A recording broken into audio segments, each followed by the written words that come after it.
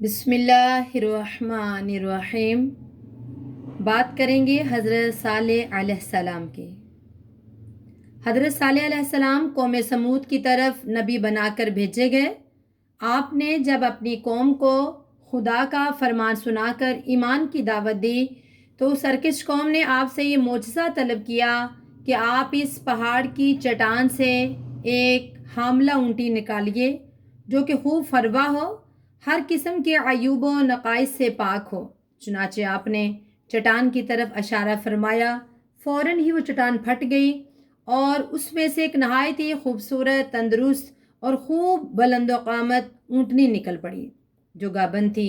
نکل کر اس نے ایک بچہ بھی جنم دیا اور یہ اپنے بچے کے ساتھ میدان میں چرتی پھرتی رہتی تھی۔ اس بستی میں ایک ہی تالاب تھا جس میں پہاڑوں کے چشموں سے پانی گر کر جمع ہوتا تھا۔ حضرت صالح علیہ السلام نے فرمایا، اے لوگو، دیکھو یہ معجزے کی اونٹنی ہے۔ ایک روز تمہارے تالاب کا سارا پانی یہ پی ڈالے گی اور ایک روز تم لوگ پینا۔ قوم نے اس کو مان لیا۔ پھر آپ نے قوم سمود کے سامنے یہ تقریر فرمائی۔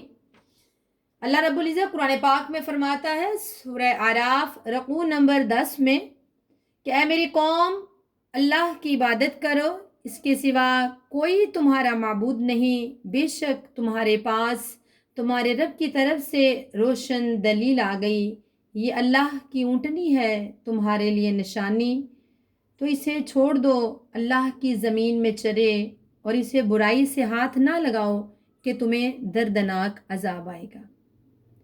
چند دن تو قوم سمود نے اس تکلیف کو برداشت کیا۔ ایک دن ان کو پانی نہیں ملتا تھا کیونکہ اس دن تالاب کا سارا پانی اونٹنی پی جاتی تھی۔ اس لیے ان لوگوں نے یہ طے کر لیا کہ اس اونٹنی کو ہم قتل کر ڈالیں گے۔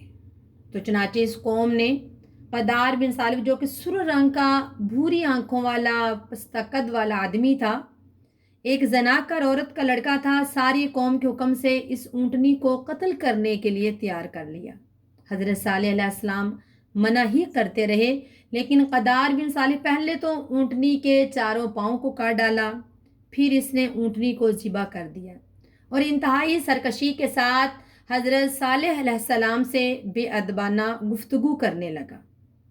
چنانچہ خداوند قدوس کا ارشاد ہے، سورہ اعراف رکوع نمبر 10، ترجمہ: ان لوگوں نے اونٹنی کو ذبح کر دیا اور اپنے رب کے حکم سے سرکشی کی اور یہ بولے، اے صالح، ہم پہ لے آؤ وہ عذاب جس کا تم وعدہ دے رہے ہو اگر تم رسول ہو۔ قوم سمود کی اس سرکشی پر خداوند قدوس کا ظہور اس طرح ہوا کہ پہلے ایک دن زبردست چنگاڑ کی خوفناک آواز آئی، پھر شدید زلزلہ آیا جس سے پوری آبادی چکنا چور ہو گئی۔ تمام عمارتیں ٹوٹ پھوٹ کر تہس نہس ہو گئی اور قوم سمود کا ایک ایک آدمی گھٹنوں کے بل اوندا گر کر مر گیا۔ اللہ رب العزت قرآن پاک میں فرماتا ہے، تو زلزلے نے انہیں اپنی گرفت میں لے لیا تو وہ سب صبح کو اپنے گھروں میں اوندھے پڑے رہ گئے۔ حضرت صالح علیہ السلام نے جب دیکھا کہ پوری بستی زلزلوں کے جھٹکوں سے تباہ و برباد ہو کر اینٹ پتھروں کا ڈھیر بن گئی ہے، پوری قوم ہلاک ہو گئی ہے، تو حضرت صالح علیہ السلام کو بڑا صدمہ ہوا اور آپ کو قوم سمود اور ان کی بستی کے ویرانوں سے اس قدر نفرت ہو گئی کہ آپ نے ان لوگوں کی طرف سے منہ پھیر لیا اور اس بستی کو چھوڑ کر دوسری جگہ تشریف لے گئے۔ چلتے وقت مردہ لاشوں سے یہ فرما کر روانہ ہو گئے۔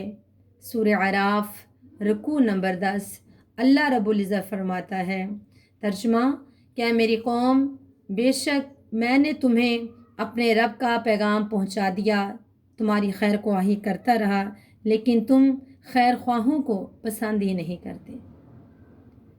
حضرت صالح علیہ السلام کے اس واقعے میں خلاصہ کلام یہ ہے کہ قوم سمود کی پوری بستی برباد ویران ہو کر کھنڈر بن گئی اور پوری قوم فناہ کے گھاٹ اتر گئی، اور آج ان کی نسل کا کوئی انسان روئے زمین پر باقی نہیں رہا۔ واللہ تعالی